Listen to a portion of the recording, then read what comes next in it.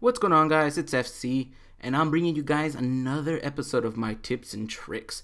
Today we will be looking at the all-American assault rifle, the M16.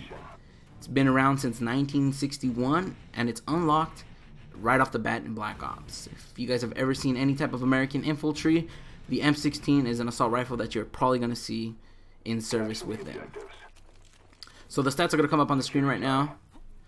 And as you can see, it has a 40-30 damage ratio, meaning it's a 3-shot up close, 4-shot at a distance, meaning it's a 1 burst, technically 1 burst up close, and 2 burst at a distance. Now I say technically because there's a big issue with Black Ops connection. Now, unfortunately, with Black Ops, connections are not the greatest, and that's actually going to lead me to my first tip. Pay attention to your connection. Now, with any of the burst fire weapons, whether it be the G11 or the M16, make sure that you're at least running a 3 to 4 bar. Why? Because this is going to give you the most consistent damage ratio with those weapons. Why? Because when you have a 2 and a 1 bar, you end up having to burst somebody 3, 4, 5, even 7 times to get them down. Why? Because hit detection and host, is not too great in this game.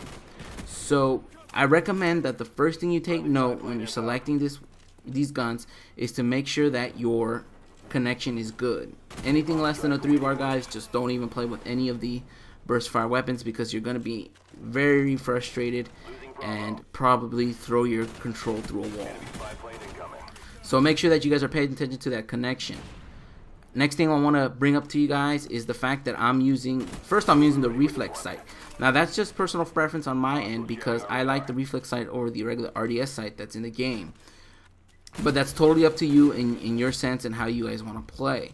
But what you do notice is that I'm not running the regular red dot sight, the little red dot. Now the reason that I'm not running it is because I feel like I get more precision when I run a circle dot reflex sight. Why?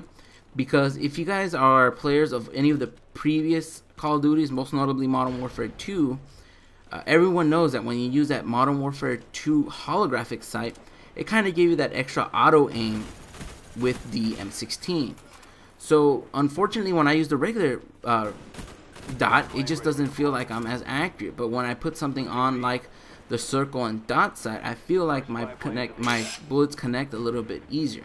Now this could be totally mental and not have any type of effect on the game whatsoever, and it probably doesn't, but it's just something that I use to help me out with getting my burst on target. So I would recommend that you guys try that if you guys are having issues with getting your shots on target. Try going to a little bit of a bigger reticle and seeing how that works for you. Next thing I want to bring up is setups in regards to perks and how to use them. Now for this setup, I'm using Hardline, Sleight of Hand, and Hacker. But the only reason I run Hardline is I always run Hardline when it's a new weapon that I'm not too comfortable with. Now the M16, I really don't use it in Black Ops. Why? Because it just really is outclassed by any of the other guns in the game. So I tend to stay away from it. So because of that, I use Hardline.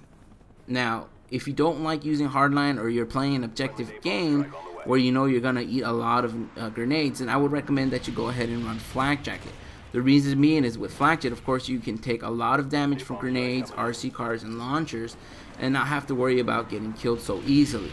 So if you're going to be playing an objective game and you're really into the objective, then go ahead and run it with Flak Jacket. For your second perk, I'm using Sleight of Hand, but that's because, like I said, I'm a chronic reloader and I feel weird if I don't run Sleight of Hand. But you can use something like Harden Pro better. Harden Pro gives you the ability to take a lot of the bullets and not flinch.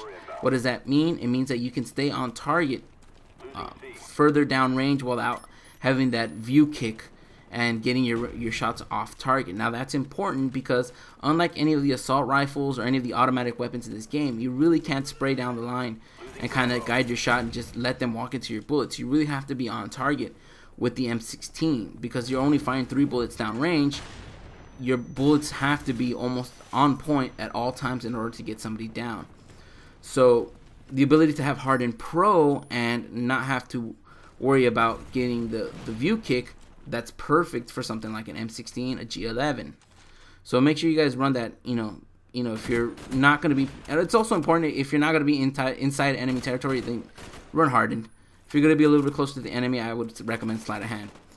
Third perk, I like to run Hacker when I'm running Hardline. The reason being is that it allows me to not run into Claymores. Since I'm not going to be running Flak Jacket, Claymores, I'm going to be susceptible to dying with them.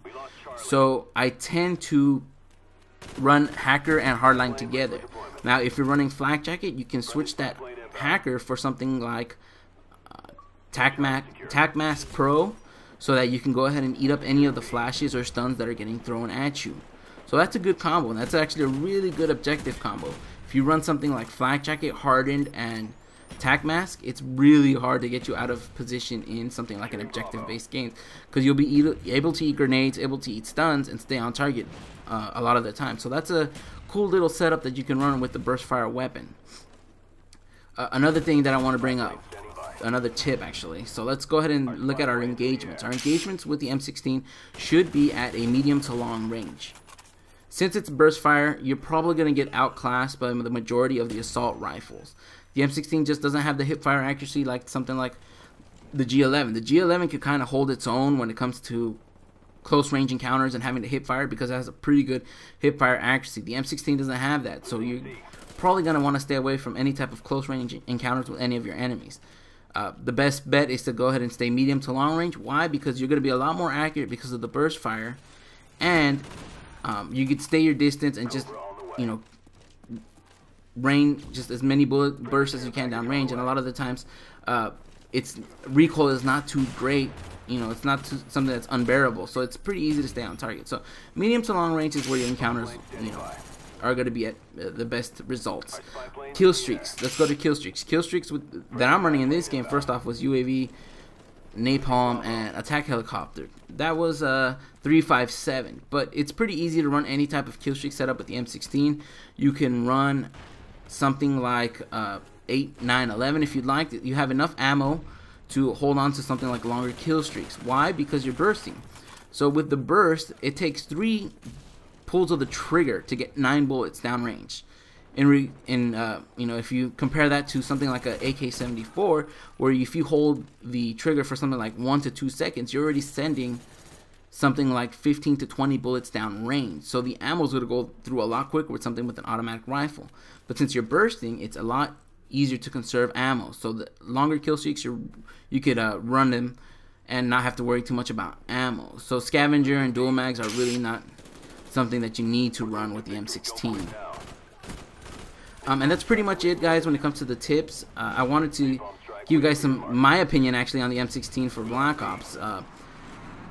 Out of all the M16s that have come out on all the Call of Duties, I think the M16 in Call of Duty 4 was by far the best one.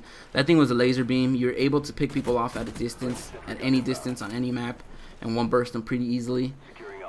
The one from Modern Warfare 2 was probably second best, and unfortunately the one for Black Ops is probably the third best M16 in all of Call of Duties. It's probably because we're missing stopping power, and so it feels like those one bursts are not there as much as they were in the other previous Call of Duty games.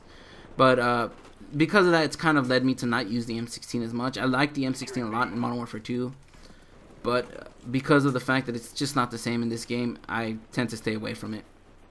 Another tip, actually not a tip, another thing I wanted to talk to you guys about is the new layouts that I'm using for these tips and tricks episodes, guys. I want to know if you guys are liking them. They kind of pop up here and there when you're watching the video. They kind of spring on you and then get out of the way. And I want to know if you guys like those little interactions that kind of come up. Let me know if you guys like that. Also take note, guys, that this is not a full game. I do edit some of the stuff out because some of the stuff is boring in a 10-minute domination game. It can't always be exciting. So I do edit those out, little segments out. So take note of that. And that's pretty much it, guys. Let's do a quick review. Make sure that you guys are paying attention to your connections. Anything less than a 3-bar, I would not run it. Let's go ahead and take a look at those reticles. If you guys are finding that the single dot is not for you, go ahead and change it out for a bigger reticle. And kill streaks, you guys could pretty much run any type of kill streak you like. There's really no bad setup for this. If you guys like the video, a like would be appreciated. And till next time, guys. Later.